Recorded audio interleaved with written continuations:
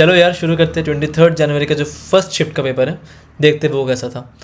बहुत सारे बच्चों से मैंने बात किया है और अच्छे बच्चे भी जो थे वो मुझे वही बोल रहे हैं कि हाँ पेपर थोड़ा सा मॉडरेट से डिफ़िकल्ट के बीच में था।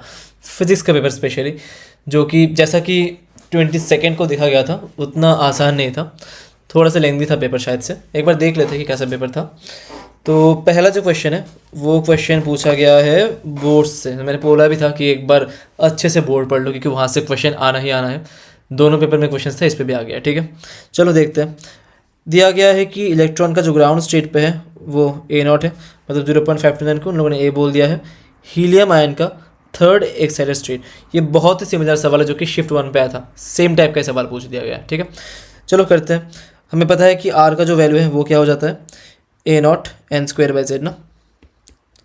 अब जो हीलियम का है उसको ए बोल दिया गया है, A0 n² का वैल्यू क्या हो जाएगा, थर्ड एक्साइटेड स्टेट मतलब n=4 हो गया, तो 4² z हीलियम क्या हो गया 2, तो ये आ गया 16A0/2 which comes out to be 8A0। तो A0/A comes out to B 1/8। तो ये हो गया पहला सवाल, आसान सा सवाल था, बोर्ड पे पूछा गया था।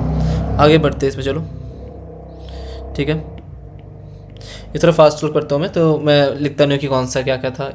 इजी मॉडरेट आप देख लो, समझ जाओगे। अभी 2 शिफ्ट मैंने बोल दिया है तो ये आपको दिख जाएगा। मैं ओवरऑल बोल दूंगा कैसा पेपर था। ठीक है, सेकंड क्वेश्चन को देखते हैं। इलेक्ट्रिक फ्लक्स बोल दिया है, फ्लक्स बोला है यहाँ पे। ठीक है, और लैम्डा दिया है, linear charge, surface charge sigma दिया है, और ये एक फंक्शन दिया गया है। ओके, डायमेंशन का सवाल है, एक बार टॉपिक लिख लेता हूँ फिर भी। ये है बोर्ड से आ गया, 12th का टॉपिक है। ठीक है, यहाँ से वापस से 12th का टॉपिक पूछ दिया गया है, इलेक्ट्रोस्टैट से आ गया है। मैंने कल बोला था कि यहाँ से क्वेश्चंस आने के चांसेस है, बट ये मोस्टली इलेक्ट्रोस्टैट्स का नहीं मान सकते, डायमेंशन के मान लो, क्योंकि उससे भी ज़्यादा मुझे डायमेंशन का सवाल लग रहा है। ठीक है, 12th और 11th मिला के ये 12th नहीं आएगा तो ये हो नहीं पाएगा आपसे। तो फ्लक्स का डायमेंशन चाहिए ना, β/α चाहिए। ठीक है, तो आई डोंट थिंक इसमें फ्लक्स की ज़रूरत है अभी कुछ, क्योंकि ये दिख रहा है कि जो अल्फ़ा लैम्डा होगा उसका जो डायमेंशन है और जो बीटा लैम्डा होगा जो उसका डायमेंशन है, बीटा सिग्मा जो होगा उसका सेम रहने वाला है, क्योंकि एडिशन हम उन्हीं 2 क्वांटिटीज़ का करते हैं जिनका डायमेंशन सेम रहता है। तो डिवाइड कर दो आप उसको, तो β/α क्या हो जाएगा आपका, लैम्डा बाई सिग्मा। अब लैम्डा हो जाता है चार्ज बाई लेंथ, ये हो जाता है चार्ज बाई एरिया। डिवाइड कर दो, ऊपर आ जाएगा बस लेंथ, आंसर हो जाएगा आपका लेंथ। लेंथ किसका है, हाँ डिस्प्लेसमेंट हो गया ना। चलो आगे बढ़ते हैं, इजी क्वेश्चन है। आए हाय, वापस से क्वेश्चन आएगा डायमेंशन के ऊपर, वापस डायमेंशन का सवाल है। देख लो यार कितनी बार आ रहा है, हर एक पेपर में आपको दिख गया होगा डायमेंशन का सवाल। डायमेंशन ठीक है, ABC, तो XT बोल दिया गया है कि A sin t plus B cos square T plus C t² plus D। इसका जो डायमेंशन है वो कुछ नहीं होगा, डायमेंशनलेस क्वांटिटी है ये भी डायमेंशनलेस है। तो A का जो डायमेंशन है वो लेंथ ही होगा, B का जो है वो भी लेंथ होगा, t² इसका हो जाएगा L/t², क्योंकि हमें x के साथ मैच करवाना है। D का हो जाएगा L, सही है। अब ABC/D चाहिए, तो ABC/D कर दो, L और L कैंसल्स आउट, ये आ गया L/t-2। आसान सवाल है, मार्क करो, आगे बढ़ो। ठीक है, चलो 12th का टॉपिक है, क्वेश्चन दिख ही रहा है इसमें, रे ऑप्टिक्स का सवाल है। रिफ्रैक्शन पे पूछ दिया गया इस बार का सवाल। लेंस फॉर्मूला पे जो लेंस मेकर्स था उस पर सवाल पहले नहीं आया था, तो वो भी एक बार देख लेना आप। और ये जो है रिफ्रैक्शन फ्रॉम स्फेरिकल सरफेस, इस पर भी क्वेश्चन मुझे नहीं दिखा था पहले, तो इस पर भी क्वेश्चन आ गया इस बार। ठीक है, तो हर एक चीज़ जो है वो टच हो रहा है, जितना मैंने देखा है हर एक क्वेश्चन, हर एक टॉपिक से कुछ ना कुछ क्वेश्चन दिया जा रहा है हर एक स्लॉट में। तो बहुत ज़रूरी है कि आप हर एक चैप्टर का हर एक कोना देख लो अच्छे से, कहीं से भी क्वेश्चन आ सकता है और कहीं से भी आ सकता है। ठीक है, देखते चलो। इस क्वेश्चन में दिया गया है कि स्मॉल ऑब्जेक्ट है एक, जिसको प्लेस किया है at some distance from convex spherical surface of radius r, reflective index दिया गया 1.5। It was found that image is formed at equal distance, okay, from P, मतलब ये जो डिस्टेंस है दूसरा, if the distance of which object is this, find x। मतलब distance same बोल दिया गया है ना। कॉन्वेक्स सर्फेस से लिखा गया है, आर दे दिया है, म्यू दे दिया है उसका। Image from the equal distance from P, I think जो ऑब्जेक्ट डिस्टेंस और जो इमेज डिस्टेंस है उसको सेम बताया गया होगा। ठीक है, तो लगा देते हैं फॉर्मूला, क्या होता है उसका आपको बताइए। म्यू टू बाई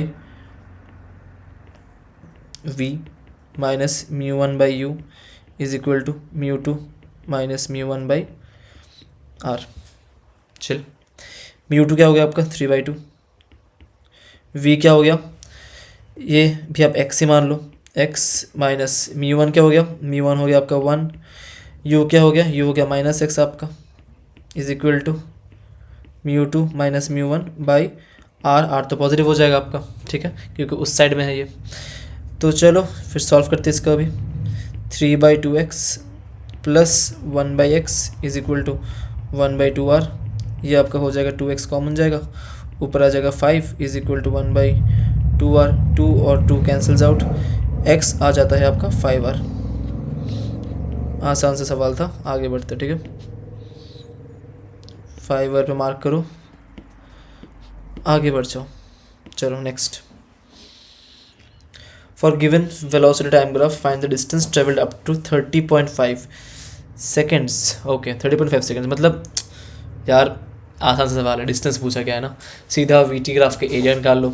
इसका एरिया क्या हो जाएगा पहले पार्ट का, half into summation of parallel sides, ये हो गया 200 प्लस 400 टाइम्स 2, ये हो गया एक पार्ट। दूसरे पार्ट में एक रेक्टेंगल आएगा 30.5 तक, तो ये डिस्टेंस हो जाएगा 30.5 माइनस 2 मल्टीप्लाइड बाई 400, ये आ गया इसका एरिया ना। तो 2 और 2 कैंसल्स आउट, ये हो गया 600 प्लस ये हो गया 28.5 मल्टीप्लाइड बाई 400, लिख सकते हैं। तो ये लिख सकते हैं इसको 600 plus 285 times of 40,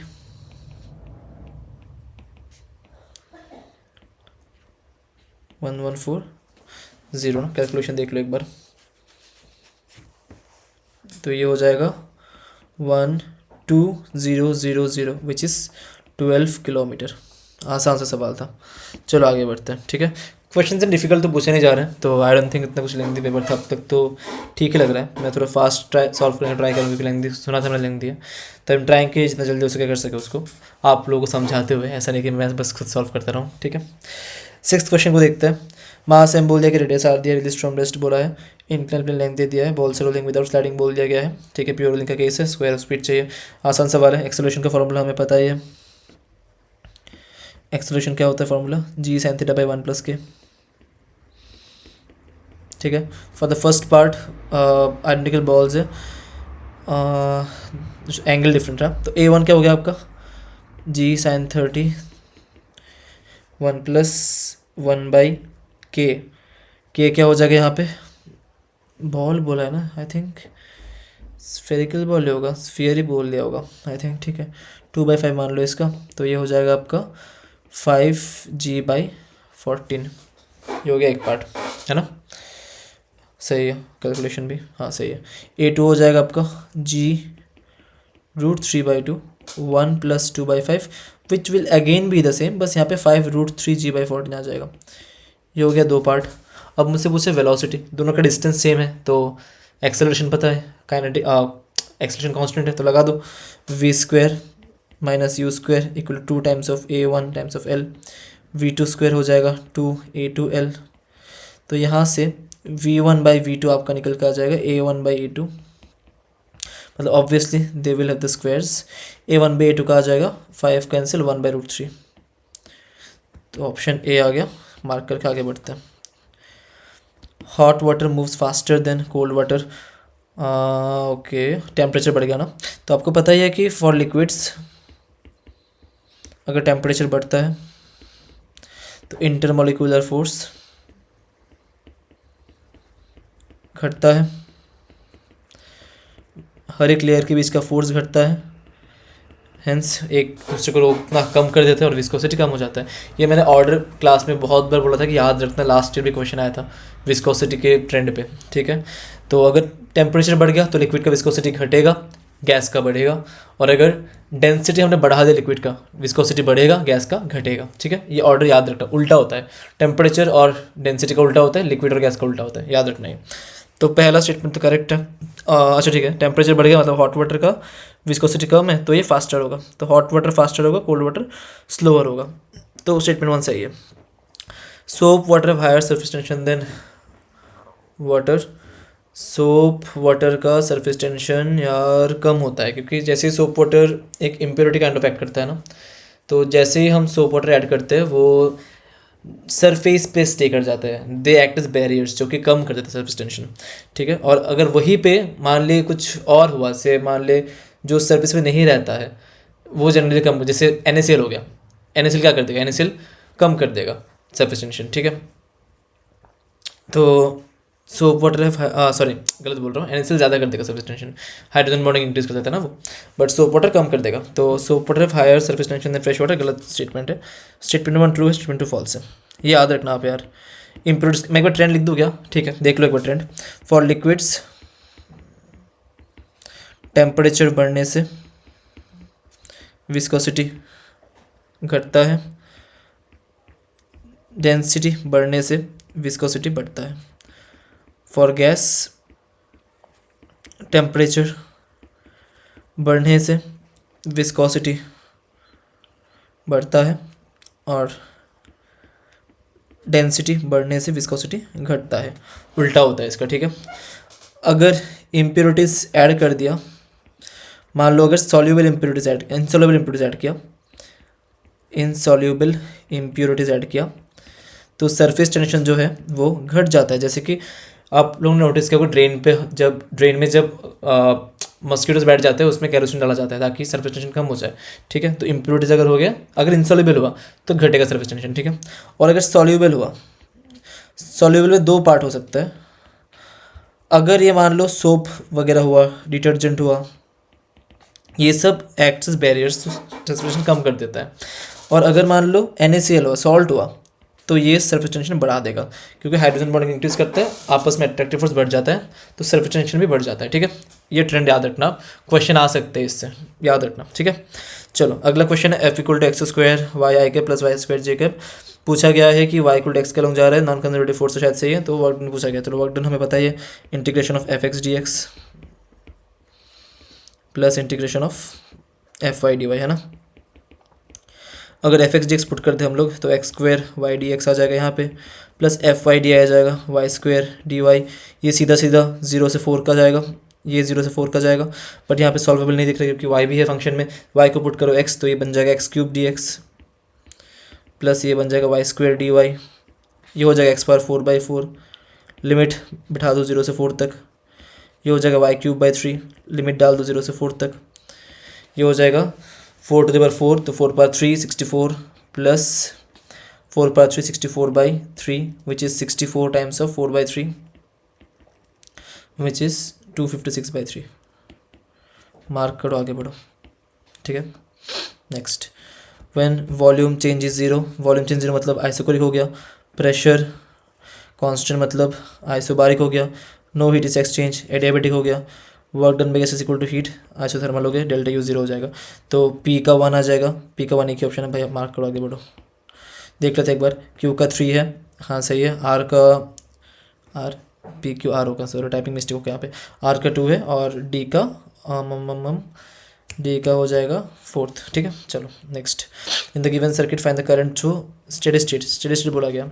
steady state पे inductor behaves like a simple circuit, जहाँ पे ये 12 हो जाएगा और यहाँ पे भी ये 12 हो जाएगा ना। इस पेपर को मैं थोड़ा फास्ट सॉल्व करने का ट्राई कर रहा हूँ, तो आप देखते रहना। ठीक है, ये आ जाएगा 1 एम्पेयर आपका। चलो हो गया ये भी। Next, find the position centre of mass of the uniform disc of radius 20 metre 20 cm with respect to the previous origin, small disc of radius 5 cm cut from this. Okay, centre of mass का सवाल है, cavity question है, सीधा minus करना पड़ेगा हमको। इसका area देख लेते हैं एक बार, तो फॉर्मूला पता ही है, ऑरिजिन आपको दे दिया गया है और इसका रेडियस 5 दे दिया गया है ना, 15,0 पे है उसका। चलो आसान नहीं लग रहा है मुझे ये भी सवाल भी। XCM निकालते हैं, XCM हो जाएगा पहले का, तो एरिया जितना भी हो उतना ज़ीरो हो जाएगा क्योंकि उसका सेंटर ऑफ मास 0 पे है। माइनस इसके एरिया कितना हो जाएगा, पाई times of 5 square into centre of मास 15 पे है, divided by pi times of 20 square minus pi times of 5 square. A1 x1 minus A2 x2 by A1 minus A2 है ना। तो minus 5 square times of 15 divided by pi times of 400 minus 25 which is 375। ठीक है, 5 से cancel out कर दो, 75 5 से 3 हो जाएगा, 3 से 25 आ जाएगा, 25 कैंसिल्स आउट, पाई पाई कैंसिल्स आउट, ये बन जाता है -1। तो एक्स -1, आगे बढ़ो। Ratio of electric force to gravitational force between two particles having charges and mass respectively. ठीक है, तो इलेक्ट्रिक फोर्स हो गया F E equal to 1/4πε0 Q1 Q2 by r square.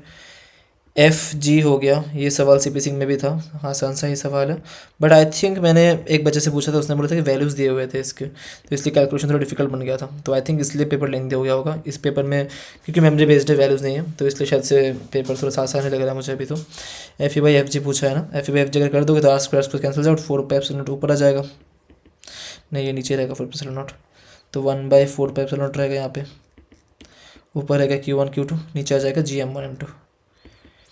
Option है ये फोर्थ। आगे बढ़ते हैं। Next, which of the following, which one is correct for the following. I चाहिए, V1 चाहिए और V2 चाहिए। ठीक है, 6 वोल्ट दिया गया है, इसमें 4 और 4 दिया गया है। अगर आइडियल में मान लो इसको तो 4 और 4 का 2 हो जाएगा, तो ये बन जाएगा एक 4 और एक 2। अगर ये आइडियल मानता हूँ तो आइडियल मान लूँगा तो ये फॉरवर्ड बायस पे, तो इसमें सीधा कुछ रेजिस्टेंस 0 हो जाएगा, तो 4 और 4 का 2 बन जाएगा, यहाँ पे 6 बन जाएगा, तो करंट आ जाएगा आपका 1 एम्पियर। तो आई 1 एम्पियर ऑप्शन 2 में है, तो ये दोनों ऑप्शन कट जाते हैं। अगर आई 1 एम्पियर जाएगा तो इसमें कितना हो जाएगा, V1 इक्वल टू 4 वोल्ट, तो 1 एम्पियर 4 वोल्ट दिख गया, और ये 4 वोल्ट होगा, इसमें कितना होगा तेरा, इसमें 2 वोल्ट हो जाएगा, तो ईच के क्रॉस 2 वोल्ट होगा। चलो आगे बढ़ते हैं। Self inductance depends on, self inductance का फॉर्मूला क्या होता है, μ0 n² AL, तो ये number of turns per depend करेगा, और ये डिपेंड करेगा AL पे भी ना। तो μ0 n² V भी लिख सकते हैं हम लोग। तो AL क्या हो जाएगा तुम्हारा ज्योमेट्री, और μ0 क्या हो जाएगा, मीडियम ना, मीडियम चेंज हो तो म्यू और μ0 आ जाएगा इसमें, तो geometry as well as medium दोनों पर डिपेंड करेगा ये। नेक्स्ट, आई थिंक इसका फॉर्मूला ये नहीं था, आई थिंक इसका फॉर्मूला μ0 A² n² A/L था। फिर इसको अगर हम पुट करते हैं number of turns n² L², तो इसका NV बन जाता है। हाँ यही है, तो ज्योमेट्री पे डिपेंड करता है और मीडियम पे भी डिपेंड करता है। ठीक है, चलो। The key shown in the circuit is close eight t=0, choose the incorrect option. Incorrect पूछा है, देख लो एक बार ध्यान से, इनकरेक्ट है। ठीक है, t0 पे करंट का ग्राफ कैसा था, ऐसा निकलता था ना करंट, और Q का ग्राफ उठता था। ठीक है, तो मतलब ऐसा था Q का ग्राफ,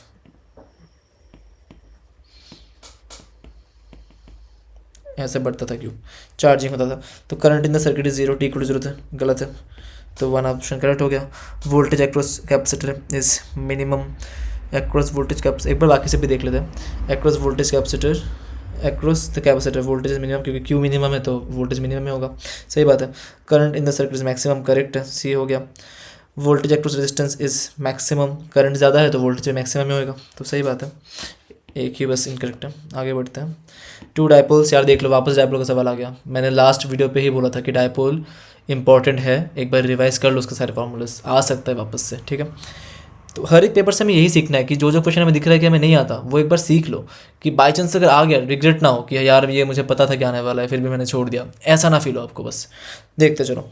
इफ़ 2 डायपोल्स और dipole moment P are placed as shown in the figure, find the net electric field which feels by a unit charge at P। ठीक है, इस पे अगर एक यूनिट चार्ज को डाल दिया, इसके वजह से जो आएगा इसमें आएगा KP/R3, इसका फील्ड जो है। ठीक है, उल्टे तरफ, और इसका जो आएगा इसी के तरफ आएगा, in the direction of dipole only, 2 KP/R3। तो डिफरेंस हम देख लो, डिफरेंस आ जाएगा KP/R3, सही है ना, KP/R3, हाँ सही, 2 KP/R3 सही है। एडियाबेटिक कांस्टेंट ऑफ गामा दिया हुआ है इसमें 3/2, if volume of gas initially at 0 degree is reduce to 1/4 of the original volume. ठीक है, मतलब हमें पता है कि P V to gamma constant है। यार मैंने देख लो मतलब सीख लो यार, मैंने लास्ट वीडियो पे बोला ही था कि जनरल प्रोसेस पे सवाल आने वाला है और आ गया है क्वेश्चन। जैसे ही मैंने लास्ट वीडियो पे लास्ट पेपर पे मैंने देखा था कि गामा का क्वेश्चन पूछा गया C P by C V का, तो मैंने एक प्रेडिक्शन किया था कि एक क्वेश्चन आ सकते हैं जनरल प्रोसेस पे भी, और आ चुका है क्वेश्चन, एडियाबेटिक पे क्वेश्चन पूछ लिया गया है। तो जो जो चीज़ मैं बोल रहा हूँ वीडियो के एंड पे एक बार ध्यान रखते कि वहाँ वो सब चीज़ एक बार रिवाइज कर लो। आप एक्सपीरियंस से बता रहा हूँ कि वहाँ से क्वेश्चंस आने के बहुत ज़्यादा चांसेस हैं। ठीक है, ये क्वेश्चन देखते हैं एक बार। गामा दिया है 3/2, वॉल्यूम ऑफ गैस इनिशियली दे दिया है नो इनिशियल जितना भी है उसका reduce to 1/4 of the original volume. Okay, new temperature is, ठीक है, 0 डिग्री पे जितना भी था वॉल्यूम से टी इक्वल टू जब 273 केल्विन है उसमें मेरा वॉल्यूम हो गया वी आई। ठीक है, और न्यू टेम्परेचर हो गया से टी एफ पे वॉल्यूम बन गया से VI/4। तो इसको पहले कन्वर्ट कर लेते हैं एक बार टी वी के टर्म्स में। तो P V to the power gamma constant है, तो पी को हम क्या लिख सकते हैं, some constant T by V. यार मतलब P V equal to NRT पता ही है, तो मुझे वो सारे फॉर्मूलाज याद नहीं रहते, मैं इसको कन्वर्ट कर लेता हूँ। पी इक्वल टू क्या हो जाएगा, some constant times of T by V. ठीक है, तो इसको टी बाई वी डाल दो तो T V power gamma -1 equal to क्या आ जाएगा, कांस्टेंट लिख सकते हो। अब इसको बिठा दो, 3/2 -1 equal to T2 times of V2 times of 3/2 -1। ये आ जाएगा आपका T1 V1 power half is equal to T2 V2 power half. T1 हो जाएगा आपका 273, V1 बिठा के रखो आप, T2 सॉल्व करना है और ये हो जाएगा V1/4 है ना। तो V1 will cancel out, T2 हो जाएगा 2 टाइम्स ऑफ 273 लिख सकते हो ना, अब √4 का 2 हो जाएगा। यहाँ पे आ जाएगा 6 4 546, ये आ गया 546 केल्विन। ऑप्शन है, मार्क करो, आगे बढ़ो। ठीक है, next, given a convex lens of refractive index mu in the liquid of refractive index म्यू1। बढ़िया, दो डिफरेंट लिक्विड्स दे दिया है। तो म्यू1 लेस देन म्यू2 having red of colour which are R1 R2 then R2 surface is polished, where should an object be placed on the optical axis so that real and inverted image is formed at the same place। भाई देख लो दो, जो first shift था उस पर मैंने बोला गया था पावर ऑफ लेंस से सवाल वापस से बन सकता है, और आ चुका है आज सवाल। इंपॉर्टेंट पार्ट है, बहुत सारे बच्चे उस पार्ट को इग्नोर करते हैं। मैंने बोला था वहाँ से सवाल बन सकता है और बन गया है। ठीक है, सेम सवाल दे दिया आपको काइंड ऑफ। तो यहाँ पे मान लो एक लेंस दे दिया गया है, इसका म्यू2 बोला गया है और बाहर दे दिया है म्यू1। तो अगर ये एक ऑब्जेक्ट को कहीं पे रखना है ताकि इसका इमेज सेम जगह पे फॉर्म हो, तो this will behave like a concave mirror, ये मैंने कल बता दिया था। और उसका फोकल लेंथ क्या होगा, उसका फॉर्मूला भी आपको मैंने बोल दिया था कि 1/f इक्विवेलेंट जो होता है वो होता है 2 times of f lens plus 1/fm, है ना। या फिर ऐसे लिख लो आप, जो 2 times of power of lens होता है प्लस पावर ऑफ मिरर होता है, दोनों का पॉजिटिव होता है क्योंकि दोनों कन्वर्जिंग डिवाइस है। पावर ऑफ लेंस क्या हो जाएगा यहाँ पे, आप इस क्वेश्चन को ना थोड़ा हटके से सॉल्व कर लो। आप म्यू1 को अगर 1 रख के सॉल्व कर लो तो आई थिंक थोड़ा इजी पड़ जाएगा आपको, है ना। म्यू1 को 1 रख के सॉल्व कर लो, क्योंकि मान लो बाहर एयर है, ठीक है, तो आपको इजी पड़ जाएगा क्वेश्चन सॉल्व करने में। चलो, तो उस केस में PL क्या हो जाएगा, 2 times of focal length of lens. Focal length of lens क्या हो जाता है यार, याद करो, R1 R2 दिया है ना। चलो, R1 R2 का दिया है तो फोकल लेंथ ऑफ लेंस क्या होगा, 1/f times of equal to 1/R1 plus 1/R2। इसको R1 बोला गया है, इसको R2 बोला गया है, बाई कॉन्वेक्स नहीं है ये, तो F बन जाएगा R1 R2/R1 plus R2 times of μ-1, है ना। μ1 लेस देन μ2 बोला ही गया है, तो मान सकते बाहर एयर है। ठीक है, ठीक है, हाँ, F मिल गया मुझे। तो पावर ऑफ लेंस क्या हो जाएगा इससे, 2 times of R1 plus R2 μ-1 by R1 R2 plus power of mirror. Power of mirror क्या होगा, R/2, तो मिरर का R2 है तो 2/R2 आ गया। तो F इक्विवेलेंट क्या बन जाएगा, R1 R2 LCM जाएगा ऊपर, और नीचे आ जाएगा आपका twice of R1 plus R2 μ-1 plus R1 लिख सकते हैं ना यार।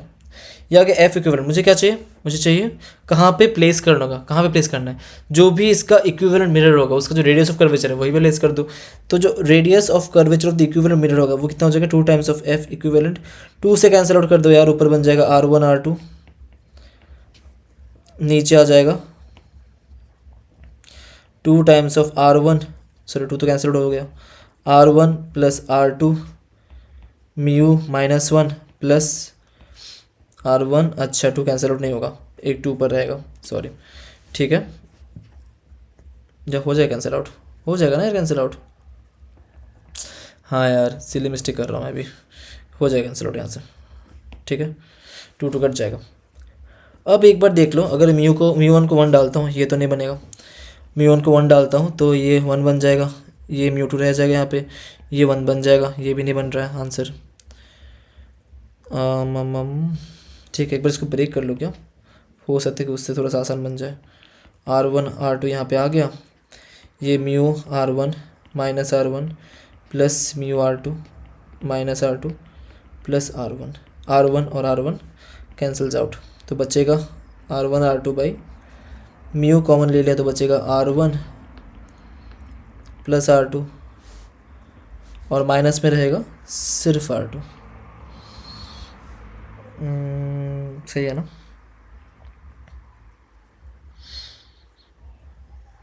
ऐसे तो यार एक भी ऑप्शन नहीं दिख रहा है, क्या गलती हो गई भाई, सही तो है हर चीज़, म्यू रह गया R1 प्लस R2, एक बार रीचेक कर लेते हैं हम लोग कहाँ पे प्लेस करना है ताकि सेम जगह पे बने। तो 1 बाई अगर एफ इक्विवेलेंट देख ले हम, तो एफ इक्विवेलेंट हो जाएगा mu minus 1 by R1 plus 1 by R2, सही बात है, R1 R2 एलसीएम जाएगा, ऊपर R1 प्लस R2 आ जाएगा, नीचे म्यू माइनस 1 आ जाएगा, सही है।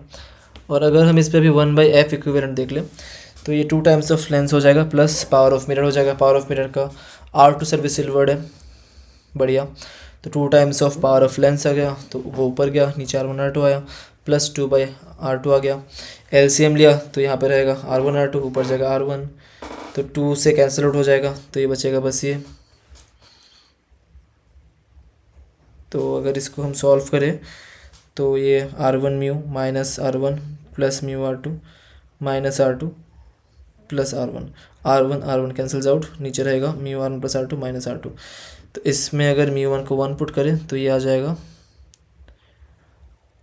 बस सिर्फ म्यू R1, ये तो नहीं बन रहा है, नहीं बनेगा ये, म्यू 1 को बस 1 पुट करें तो ये आ जाएगा सिर्फ 2R1, जो भी ये भी नहीं बनेगा, थोड़ा स्केप्टिकल सवाल तो है यार ये, आई थिंक कुछ इश्यूज होगा, बट फाइनल आंसर मेरे हिसाब से ये आना चाहिए, आई थिंक ऑप्शन में कुछ गलत दिया होगा, ये आना चाहिए फाइनल आंसर मेरे हिसाब से, तो ठीक है। चलो next, what is the form dimension form torsional constant, tau क्या होता है, सी थीटा, ये हमें पता है, सी क्या मिल जाएगा इससे, टाउ बाई थीटा, तो टाउ का जो डायमेंशन है वही थीटा का डायमेंशन होगा, टाउ का डायमेंशन क्या होता है, एनर्जी का dimension which is ml² t-2, theta का डायमेंशन कुछ नहीं होता, तो answer is ml² t-2। Okay, find the time period of cube of side length 10 cm and mass 10 gram oscillating in water. भाई साहब अच्छा सवाल पूछ लिया मेंस पे, एसएसएम का सवाल पूछ लिया फ्लूइड को मिक्स करके, दो चीज़ों का मिक्स कॉन्सेप्ट है, हालांकि एक क्वेश्चन क्लास में कराया जाता है एडवांस्ड वाले बच्चों को, या फिर मेंस वाले बच्चों को पता ही होता है क्वेश्चन, इजी सवाल ही है, बट थोड़ा टाइम लगने वाला है, तो देख लेते एक बार, मुझे फॉर्मूला तो एक्जैक्टली याद नहीं है, डिराइव कर लेते एक बार, ठीक है। तो इसका फॉर्मूला किसी को भी याद नहीं रहता वैसे भी, तो इस फाइन। तो इनिशियली अगर मैं देखूँ इक्विलिब्रियम पे है, तो यहाँ पे वी डिस्प्लेस्ड रहेगा कुछ, तो से इसका एक्स पार्ट डिस्प्लेस्ड है अभी, या फिर मान लो कि इसका जो एच पार्ट है वो अभी नीचे है, ठीक है। तो इसका जो एम जी हो गया वो हो गया तुम्हारा इसका जो area into H times of rho times of G, rho किसका हो जाएगा, एल का। चले अब इसको मैंने हल्का सा एक्स अंदर डाल दिया ना, तो एफ नेट क्या हो जाएगा, जैसे ही नीचे डाला मैंने ऑब्वियसली फोर्स बढ़ गया, ऊपर का बुओइंट फोर्स बढ़ गया, तो से नीचे M G minus buoyant force क्या हो जाएगा अभी, A times of H plus X rho L G. यहाँ से तुम ब्रेक करोगे ना, M G minus A H rho L G minus A X rho L G, यहाँ से देख लो ये पार्ट कट जाएगा आपका, क्योंकि ऊपर मैंने इक्वल प्रूफ कर दिया था। तो एफ नेट जो आ गया ये आ गया minus A X rho L जी। और एफ नेट को हम ये भी लिख सकते हैं ना कि मास टाइम्स ऑफ एक्सेलरेशन। तो यहाँ से एक्सेलरेशन क्या आ गया, minus A rho L G by M times of X लिख सकते हैं। तो ये बन गया मेरा ओमेगा स्क्वायर। तो ओमेगा का वैल्यू आ गया root over of area into rho L G by M लिख सकते हैं। तो इसका वैल्यू के कैलकुलेट कर ले, तो इसके बाद तो बस time period 2 pi by omega करना है। एरिया का वैल्यू आ जाएगा 10 cm है, तो 10 इंटू 10 बाई 1000 है ना। रो एल लिक्विड का क्या दिया, डेंसिटी ऑफ वाटर है, तो 10/3 हो जाएगा बाई जी, नीचे 10 ग्राम। अरे भाई सारे 10 के पावर्स है, 10/1000। तो ध्यान से करना यार, ये कैलकुलेशन गलती हो सकती है यहाँ पे। 10/4 यहाँ आ जाएगा 100, ठीक है, 10/4 का 100 रूट। तो ओमेगा तुम्हें मिल गया, ओमेगा पता है, तो टाइम पीरियड क्या हो जाएगा अभी 2 pi by omega which is 2 pi by 100 which is pi by 50।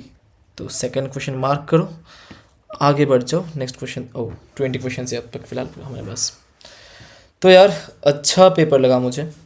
ये क्वेश्चन था 11th का जिसमें फ्लूइड प्लस एसएचएम मिक्स्ड था, मतलब मिक्स्ड क्वेश्चन, मिक्स्ड कॉन्सेप्ट पे सवाल दे दिया था इस बार। अच्छा सवाल था, डिफ़िकल्ट मान सकते हैं इसको, क्योंकि बहुत लोगों ने ये शायद पार्ट रिवाइज नहीं किया होगा, या फिर जो जैसा मेंस का स्टैंडर्ड होता है इसमें इस नहीं पूछते, जनरली रेयरली पूछते, ठीक है। इसके बाद ये टॉर्शनल कांस्टेंट था, एसएचएम के एक कोने से पूछ लिया गया है, ये भी अच्छा सवाल था, ठीक है। 11th का क्वेश्चन है, सिंपल हार्मोनिक मोशन से। एसएचएम पे सवाल आए नहीं थे पहले, और इस पेपर में डोमिनेंट थे एसएचएम के सवाल ही, ठीक है। नेक्स्ट यहाँ पे आ गया है फ्लूइड, अच्छा ये आई थिंक गलत आया था ना, ये क्वेश्चन मैच नहीं कर रहा था, तो आई थिंक ऑप्शन में ही क्या गलती हो गया, मेथड पे कुछ गलती तो है नहीं, आई थिंक यही ऑप्शन पे कुछ गलती होगा, क्योंकि ये 2 है तो मैच नहीं कर रहा, इस पे तो ऊपर वाला टर्म मैच नहीं करेगा, ये बहुत सिमिलर है। आई थिंक यहाँ पे एक ब्रैकेट होना चाहिए था, इन लोगों ने एक ब्रैकेट मिस किया होगा, तो ये आंसर बन जाएगा। μ1 पुट करने से ऑप्शन बी बन जाएगा, आई थिंक फिर बी हो सकता है, तो ठीक है, ये स्टार मार्क कर दो, ये मैच नहीं हो रहा आंसर इसका। इसके बाद मतलब हमारा आंसर सही है, मैच नहीं हो रहा, मतलब जो किया है वो सही किया है, ऑप्शंस में प्रिंटिंग एरर होगा तो मैच नहीं कर रहा होगा ऑप्शंस, ठीक है। इसके बाद ये 11th का ही सवाल है, 11th डोमिनेंट दिख रहा है मुझे, अब तक सारे 11th के ही सवाल दिख रहे हैं। थर्मो का सवाल है, जनरल प्रोसेस का मैंने बोला था पूछेगा सवाल इससे, अच्छा सवाल था, मॉडरेट मान लो, अगर फार्मूला याद नहीं है तो मॉडरेट है, फार्मूला पता है तो ईजी ही है। ये वापस से 12th के पार्ट से स्टैटिक से पूछ लिया गया था क्वेश्चन, इलेक्ट्रोस्टैट से, मैंने बोला था डायपोल के पार्ट्स थोड़ा रिवाइज कर लो। ये आ गया कैपेसिटर वाला क्वेश्चन, 12th के पार्ट है, आरसी सर्किट का सवाल है, इजी सवाल है क्योंकि एकदम बेसिक सा ही पूछ लिया गया था। नेक्स्ट 12th का सवाल EMI से पूछा गया है, इंडक्टेंस के ऊपर, ठीक है, बेसिक सा सवाल ही है ये भी। डायोड से पूछा गया है, अच्छा सवाल है, ठीक है। यहाँ पे सिंपल सा सवाल था, ग्रेविटेशन प्लस स्टैट्स को मिक्स कर दिया था, तो ना 11 ना 12 दोनों का मिला के मान सकते हो, ये आसान सा सवाल ही था। 11th का सवाल सेंटर ऑफ मास से पूछा गया है, क्लास का सवाल है ये, बस डेटा चेंज कर दिया गया है, कैविटी क्वेश्चन से। नेक्स्ट 12th का सवाल EMI इंडक्टेंस से पूछा गया, इंडक्टेंस डोमिनेंट था इस पेपर में। थर्मो, यार यहाँ से भी बहुत सारे क्वेश्चंस आ गए हैं इस बार, ठीक है। हाँ तो देख लो, नॉन कंजर्वेटिव फोर्सेस के भी वर्क डन पूछ लिया गया है, तो 11th के वर्क एनर्जी पावर से सवाल पूछा गया है यहाँ पे। 11th का फ्लूइड, बहुत बार बोला था मैंने, लास्ट टाइम भी बोला था मैंने कि सरफेस टेंशन से सवाल आ गए, मुझे पर्सनली फील हो रहा था, आ चुका है सवाल, ठीक है। 11th से मैकेनिक्स से पूछा गया है, रोटेशन से। यहाँ पे 11th का काइनेमेटिक्स से पूछा गया है, बहुत टाइम बाद एक क्वेश्चन दिख गया मुझे काइनेमेटिक्स का, ग्राफ बेस्ड काइनेमेटिक्स, एक मैक्सिमम हेड पे सवाल आया था लास्ट पेपर पे। ये तो रे ऑप्टिक्स का है, 11th डायमेंशन का है, 12th डायमेंशन का है, और 12th बोर का है। तो चलो एक बार मैं फाइनल एनालिसिस बोल देता हूँ इस पेपर का। पेपर जितना मुझे लग रहा है कि हाँ मॉडरेट से डिफिकल्ट के बीच जा सकता है, क्योंकि थोड़े अनोखे सवाल थे इस बार, थोड़े हट के सवाल थे, थर्मो से क्वेश्चन ज़्यादा पूछ लिया गया, एसएचएम का एक अच्छा क्वेश्चन आ गया था, टॉर्शनल क्वेश्चन बहुत बच्चों को शायद नहीं याद हो। एक ये पावर ऑफ लेंस का अच्छा सवाल बन गया था, क्योंकि इसमें अगर बच्चे कंफ्यूज हो जाए कि यार अगर एयर नहीं देके कुछ और लिक्विड दे दिया फिर कैसे करेंगे, तो आसान सी बात है यार, मतलब μ1 को 1 पुट कर दो ना, बात तो वही है, जल्दी बन जाएगा सवाल। ठीक है, तो एक बार आप क्या क्या रिवाइज करोगे on the basis of this paper सुन लो एक बार। ठीक है, टाइप्स ऑफ पेंडुलम एक बार देख लेना। कंपाउंड पेंडुलम पे मुझे लग रहा है कि हो सकता है सवाल बन जाए। टॉर्शनल पे पूछ दिया गया है, सिंपल पे भी क्वेश्चन आ चुका है, कंपाउंड पे अब तक पूछा नहीं गया है, तो हो सकता है कंपाउंड पे क्वेश्चन आ जाए। ठीक है, इसके बाद आप देख लेना थर्मो का जो जनरल प्रोसेस है वापस से एक बार रिविजिट कर लेना आप लोग, work done in general process वगैरह देख लेना। टाइप्स ऑफ प्रोसेस पे सवाल आ चुका है, जनरल प्रोसेस पे अब तक पूछा नहीं गया है, वो बस एडियाबेटिक पे सवाल पूछ दिया गया था, बट जनरल पे भी आ सकता है सवाल। ठीक है, ग्राफ बेस्ड सवाल एक बार देख लेना, आई स्ट्रांगली फील कि ग्राफ बेस्ड सवाल आ सकते हैं।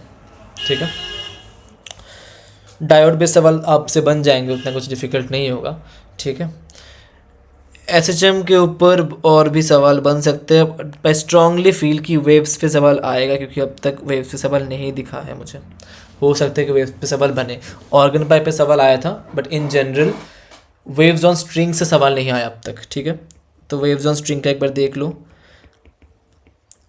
सॉलिड मैक का सवाल नहीं दिखा मुझे अब तक, तो हो सकता है कि नेक्स्ट स्लॉट पे आने के चांसेस हो इसके। इलास्टिसिटी आई मीन, उससे सवाल एक बार देख लेना आप लोग। बाकी मोरलेस आई फील कि हाँ पेपर कॉम्पैक्ट था, सही था। जो अच्छे बच्चे उनको उनसे सवाल बन गए होंगे, जो थोड़ा सा एडवांस के बेस्ट पेरेंट्स है वो लोग वो एसएचएम वाला सवाल तो आसानी से बना दिए होंगे, क्योंकि करा हुआ सवाल था ये। ठीक है, तो ओवरऑल आई फील कि हाँ अच्छा खासा, मतलब थोड़ा सा टफनेस था इस पर, थोड़ा मार्क्स शायद ड्रॉप करे इसमें, परसेंटाइल थोड़े कम मार्क्स में, मतलब अच्छे परसेंटाइल थोड़े कम मार्क्स में आ जाएंगे इसमें, तो आई थिंक 60 to 70 में अच्छे परसेंटाइल स्कोर हो जाएंगे इसमें। ठीक है, एग्जैक्टली बताना मुश्किल है काफ़ी, क्योंकि भरोसा नहीं है कुछ, ये मीन्स का कुछ भी हो सकता है इस एग्ज़ाम में। ठीक है, तो चलिए मिलते हैं अब नेक्स्ट शिफ्ट के पेपर के डिस्कशन के साथ। Good night.